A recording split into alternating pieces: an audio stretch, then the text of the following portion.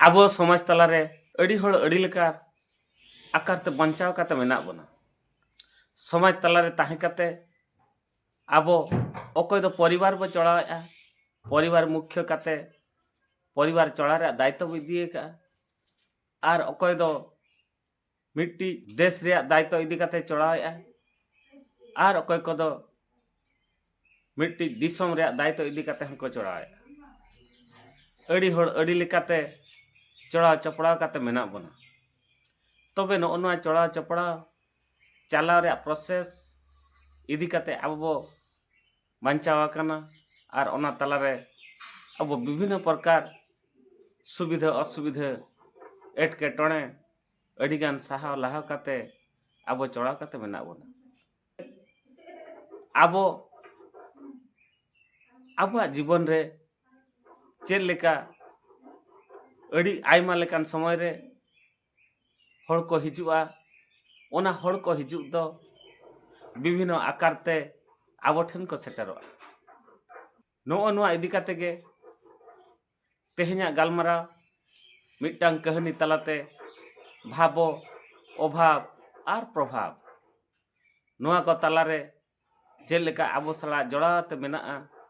ओन्ना कोगे तेहेन्या गालमारा मिट्टांग कहानी तलाते नोआ कहानी दो नोंका मिट्टी राजा हपन राजगद्दी रे दुड़ुब गया है तो राजगद्दी रे दुड़ुब माड़ा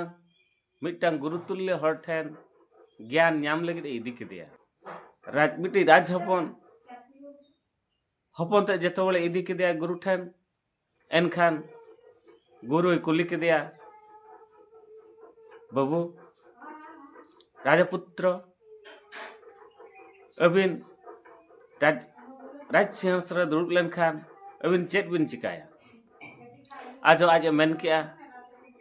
अलिया प्रथम हुयुक कना अलिन क्षमता रिया उपयोग आदो इन अंजम तारा उनी गुरु मेता दे ओना दो ठीक गे इखन प्रजा को जदि बांग को ताहेना एनखान अबिन ओना राज्य रे चेल लेकारे अबिना क्षमता बिन देखा दाड़े नो क्षमता रे ताहे काते अड़ी लेकान हड़ अबिन ठेन को हिजुआ उनको दो भाव ते को हिजुआ अभाव ते को हिजुआ और प्रभाव ते को हिजुआ जहां भाव ते को हिजुआ बा अबिना स्नेह श्रद्धा दुलड़ ते को हिजुआ उनको दो स्नेह श्रद्धा दुलड़ एम काते बिन भेजा को और जहां अभाव ते को हिजुआ उनको दो अबिना अर्थ हो टाका पैसा और जहाना को अभाव काना ओना एम कातेम बिदे को और को हिजुआ तारा दो अबिना प्रभाव नेलते अबिना धन सम्पत्ति आयमा लेकान लोभ नेलते आको अबिन ठेन को हिजुआ तबे नुनुकु प्रभाव काते को हिजु दो नुनुकु गे अबिन लगी बहुत सचेतन ताहेन दरकार अबिन नुकु को अबिना असुविधा को सृष्टि एमाना नुकु अड़ी होशियार सही अबिन नुकु कथा को तुले मामला काते कथा बुझेव काते यदि उपयुक्त बबिन व्यवहार को एनखान दो अबिन असुविधा रे को ᱧᱩᱨबिना विपद रे को ᱧᱩᱨबिना तबे नोय नोंका गे आबा परिवार रे अड़ी लेकान हर अड़ी लेकान कथा लगी को हिजुआ तबे आबो हो भावो अभाव और प्रभाव इदी काते गे आबो हो सठिक ढंग रे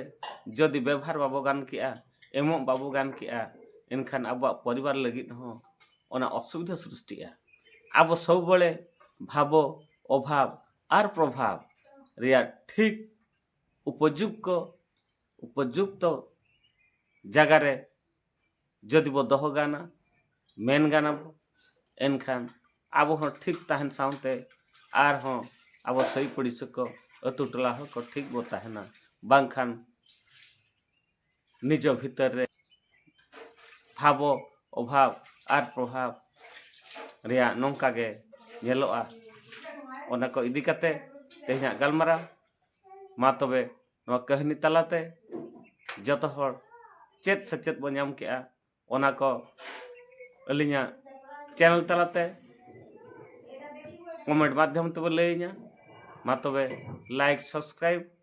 शेयर आलबो हिड़िमा मा तबे जोहार।